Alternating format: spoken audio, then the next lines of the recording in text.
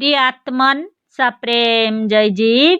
आदि मुनीश्वर योगेश्वर परम पूज्य सत्य सम्राट सदगुरुदेव सिमनी जी का वचनामृत से एक बूंद।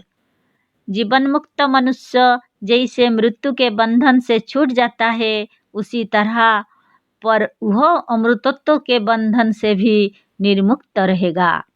इसका मतलब यह है कि जीवन मुक्त विवश होकर अमर नहीं रहेगा, किंतु अपनी इच्छा से जब तक स्थूल शरीर में रहना चाहेगा रहेगा।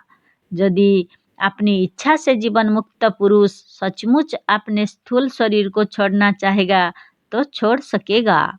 जीवन मुक्त की इच्छा के सामने किसी किस्म का बंधन नहीं रहेगा। स्थूल शरीर का ग्रहण, त्याग या रक्षा सब ज्ञानी या जीवन मुक्त की इच्छा के अधीन रहेगा।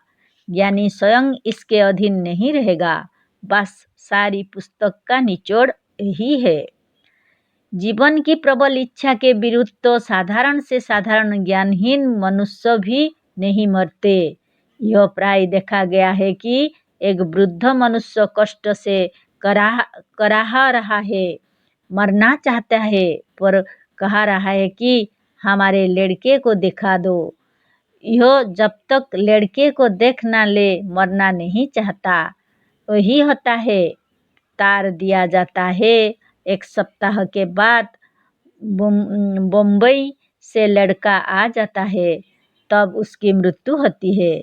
यह ठीक है कि संसार में सबसे अधिक प्यारी वस्तु जीवन है, पर अज्ञानवश किसी न किसी अवस्था में कल्पित रोग, कष्ट और विपत्ति से मनुष्य व्याकुल और विवश होकर मरना भी चाहता है।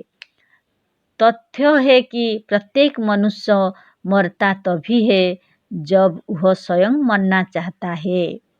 मृत्यु और रोग दोनों वास्तव में कोई ऐसी पदार्थ नहीं है जिसका सचमुच कहीं अस्तित्व हो। इस विषय को हमने विस्तार के साथ इसी ग्रंथ में कहा है।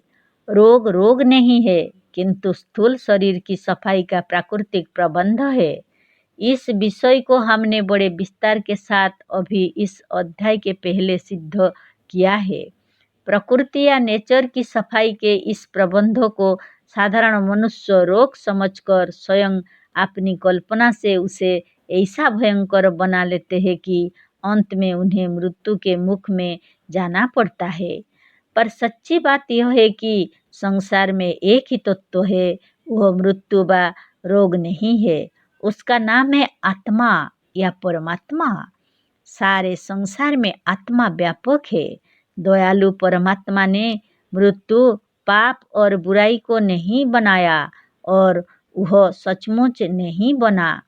संसार में बुराई, पाप, रोग और मृत्यु का अस्तित्व ही नहीं है। अज्ञान से मनुष्य रोगों की कल्पना करता है और दुखी होता है। रोगों की जड़ और कारण मन व मस्तिष्क के भीतर होता है, अथवा रोगों को जड़ से अच्छा करने के लिए मस्तिष्क, मन व माइंड का सुधार होना चाहिए। और यह स्पष्ट है कि मन और मस्तिष्क का सुधार यदि कोई है तो उसका नाम ज्ञान है। अतः ज्ञान ही में वह शक्ति है जो मनुष्य को निरोग, बलवान, युवा और अमर बनाकर जीवन मुक्त कर सके। अतः सच्चे ज्ञान को प्राप्त कर ज्ञानी अपनी इच्छा से अमर होकर मृत्यु को जीत सकता है और अपने बस में कर सकता है। जय जीव।